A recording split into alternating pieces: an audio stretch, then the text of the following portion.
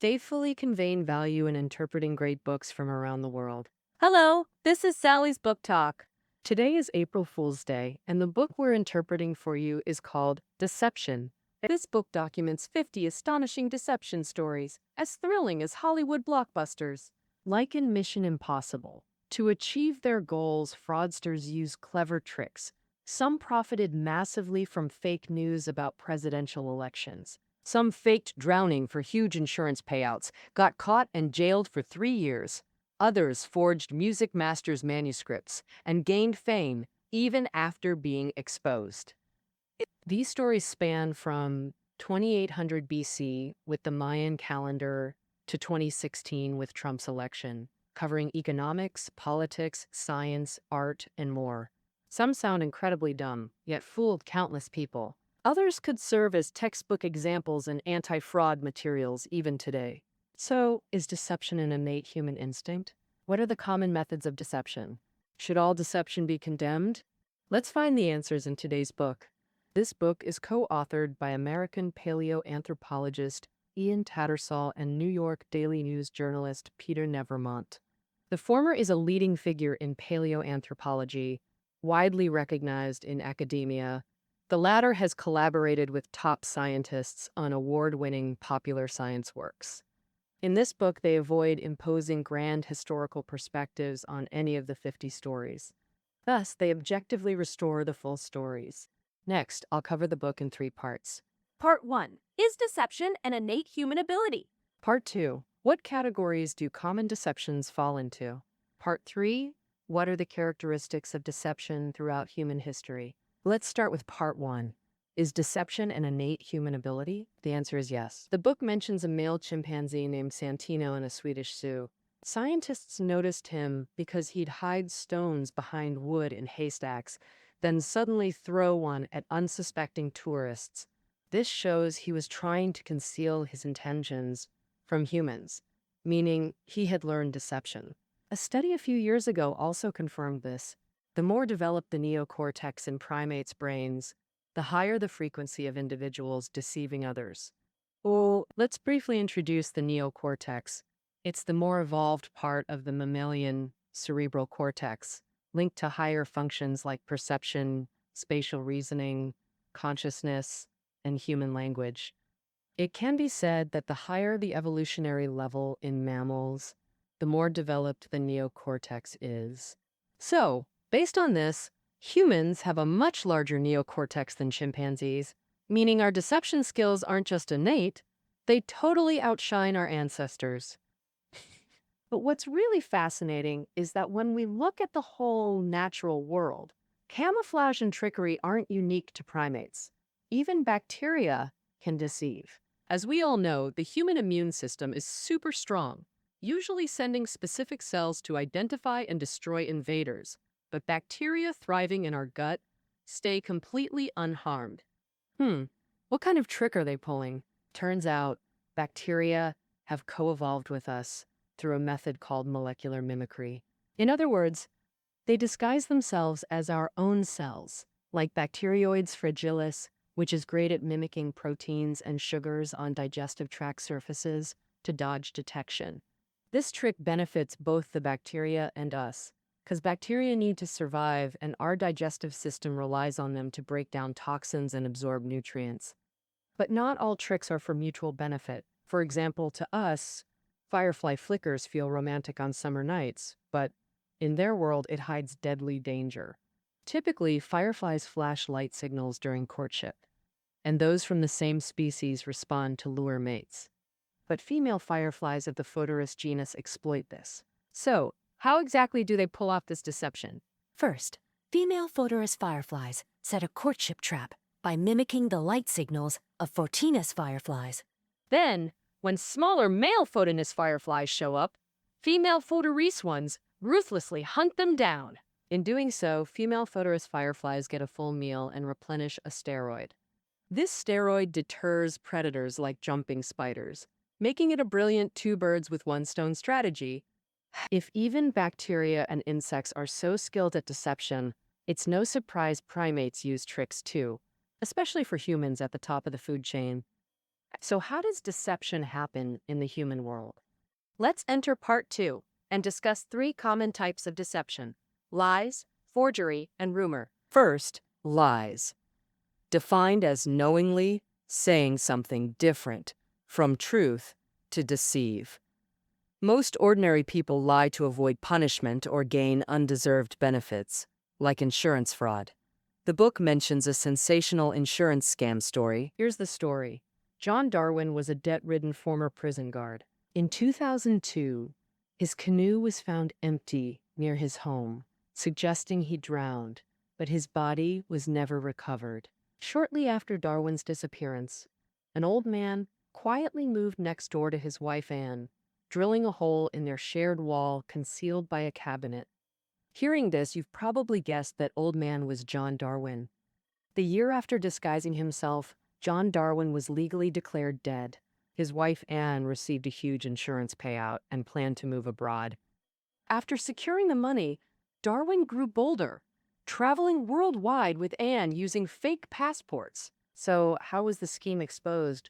Coincidentally, in 2007, visa law reforms introduced a point system requiring UK sponsors. With policies tightening, Darwin's fake passport risked exposure, so he returned to England, feigning amnesia. Oh. But police saw through his deception, though they lacked concrete evidence. Until the Daily Mirror exposed a real estate promo photo showing the couple buying property in Panama, settling the case. In 2008, both Darwin and Anne were sentenced to 3 years for insurance fraud. This case caused huge controversy at the time, but today faking death is nearly impossible due to surveillance, biometrics, DNA testing, digital records, and smarter insurers. Ordinary people lie for financial freedom, but politicians have far bigger ambitions. On August 4th, 1964, the U.S. destroyer USS Maddox encountered minor conflict with North Vietnamese naval vessels while patrolling the Gulf of Tonkin. 2 days later, the NSA reported a second similar incident. The Lyndon B. Johnson administration immediately declared this an intolerable act of aggression, which became the basis for the Gulf of Tonkin resolution. And this resolution gave the green light for the Johnson administration to launch an open war against Vietnam, plunging the U.S. into a costly, scarred, morally questionable, and ultimately unwinnable conflict for decades. But the problem is that so-called second conflict never actually happened. In 1995, then U.S. Secretary of Defense Robert McNamara visited Vietnam and asked the then Vietnamese Defense Minister Vo Nguyen Giap. So, what exactly happened on August 4th, 1964? Vo Nguyen Giap replied that absolutely nothing happened on August 4th. On October 31st, 2005, the New York Times reported that American historian Matthew Aid uncovered the truth about the 1964 Gulf of Tonkin incident based on a declassified document. He pointed out that this was an elaborate hoax by the U.S. to expand the Vietnam War.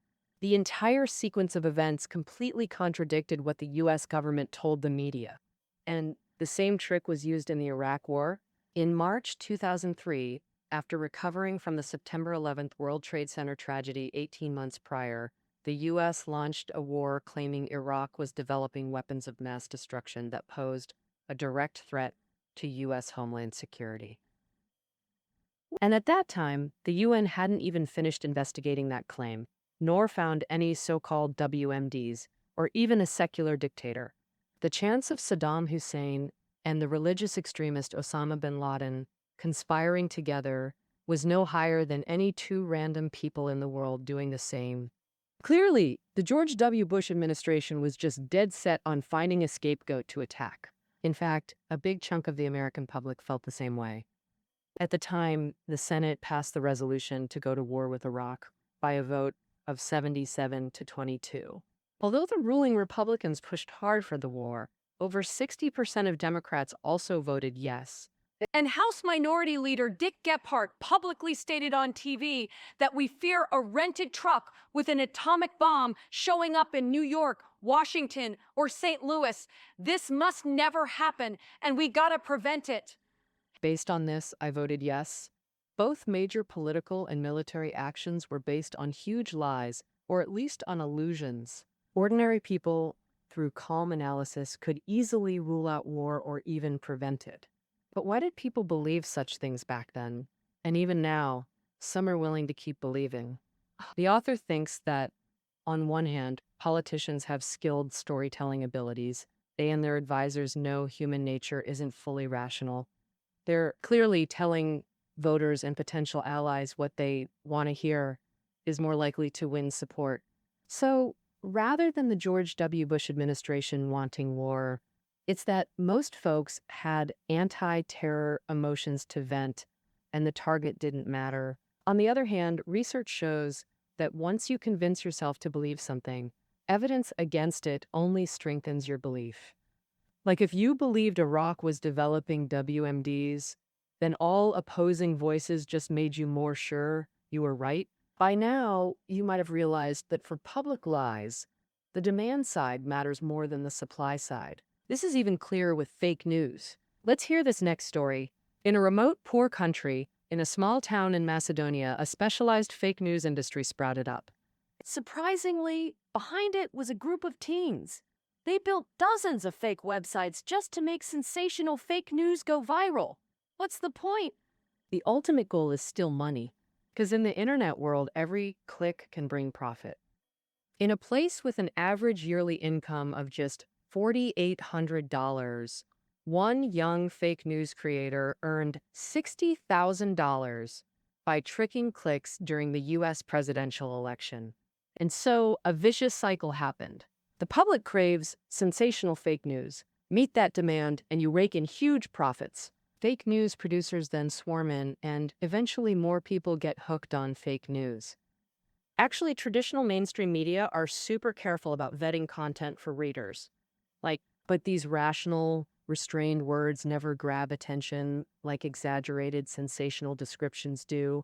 So every time someone ignores mainstream media, turns to rumors, and distorts news on social media, the public's grip on truth weakens. Earlier, we covered insurance fraud by ordinary people and lies in politics and journalism. Next, let's discuss forgery, using non-existent things for profit. This is common in science and art. First, a science example. For scientists, nothing's worse than submitting great work to prestigious journals only to face ignorant reviewers. Best case, major revisions. Worst case, outright rejection. To solve this, academia introduced peer review in mid-20th century. Peer review uses colleagues' expertise to evaluate scientific value and methodology. This sounds reasonable but has practical flaws. For example, editors might send papers to authors' rivals, manipulating outcomes, or overly specialized papers lack qualified reviewers. Plus, reviewing is unpaid drudgery, leading to careless fraud oversight. Master Hendrik Schoen exploited these loopholes, fooling top journals. Schoen was a young physicist hired by New Jersey's famed Bell Labs in late 1997 for semiconductor research. He soon became an innovation pioneer, nearly rewriting electronic nanotechnology. From 2000 to 2002, he flooded journals with papers, 13 in Science and Nature alone, skyrocketing to fame. Normally, scientists publish just 5 to 6 papers in such journals over their entire career. Schoen's abnormal output did raise suspicions. When questioned, he claimed data came from PhD work at University of Constance, temporarily dodging scrutiny, but clouds of doubt remained. And finally, the investigation found that Schoen's papers on different topics actually used identical charts. Moreover, much of the data was too perfect to be experimental, more like forged using standard formulas. And this obvious flaw slipped through every peer review. Could this be a conspiracy in the scientific community? Actually, it wasn't a conspiracy, but peer review did make these papers more credible. At the time, Schoen was a star reviewer who unconsciously advised Schoen on changes to boost credibility, and Schoen accepted, not by redoing experiments, but by forging data. Thus, the perfect papers were published, leading to scandal. After it broke, the genius fell from grace, but in music, there was someone who faked and escaped punishment. Let's see how this happened. In the early 20th century, Austrian violinist Fritz Kreisler showed exceptional talent from youth, but wanted to play his own compositions. But back then, people preferred master classics, so his works weren't popular. Later, he devised a clever trick, forging his works as lost pieces by famous composers. He then claimed he discovered these forgotten works while searching European libraries. The long, dusty master manuscripts he attributed included Mendelssohn, Paganini, Vivaldi, and Couperin. Though Kreisler promoted his works this way, their quality and similarity to the composer's styles meant no one questioned authenticity for years.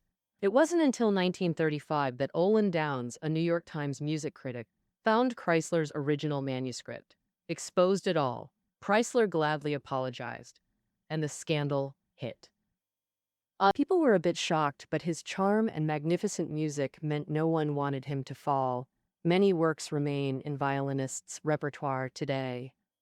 So, not all deception is condemned by everyone. The book also mentions a classic forgery story from the religious world.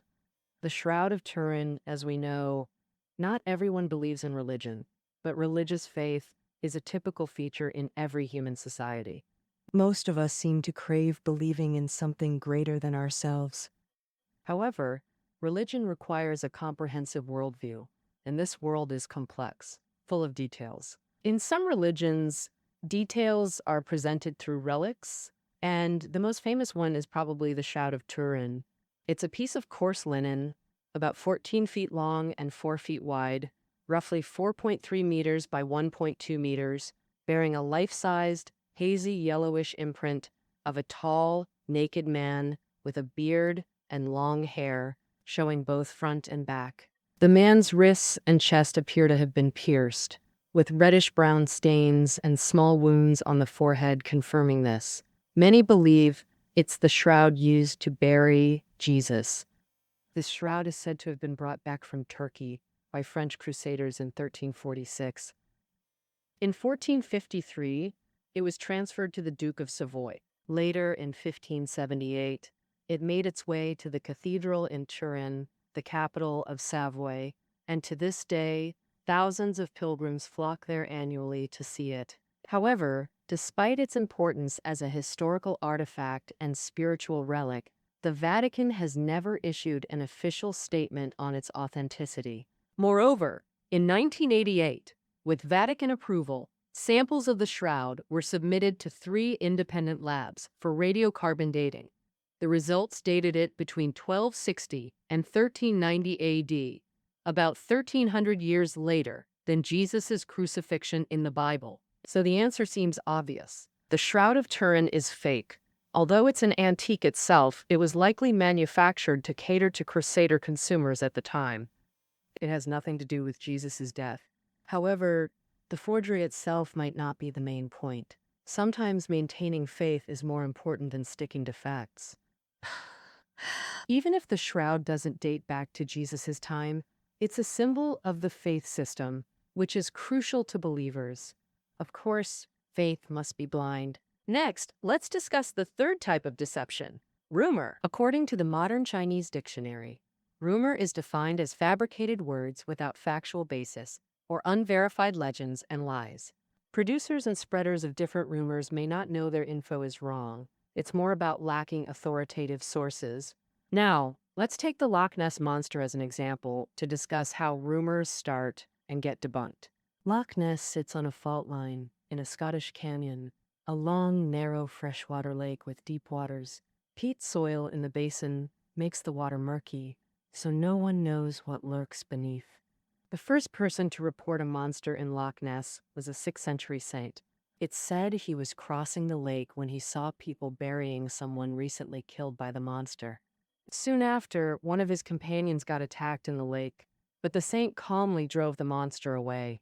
After that brief encounter with the awe-inspiring saint, the scared Loch Ness Monster didn't show up for a whole 1,000 years. Until May 1933, a couple claimed to see a whale-like creature swimming in the lake.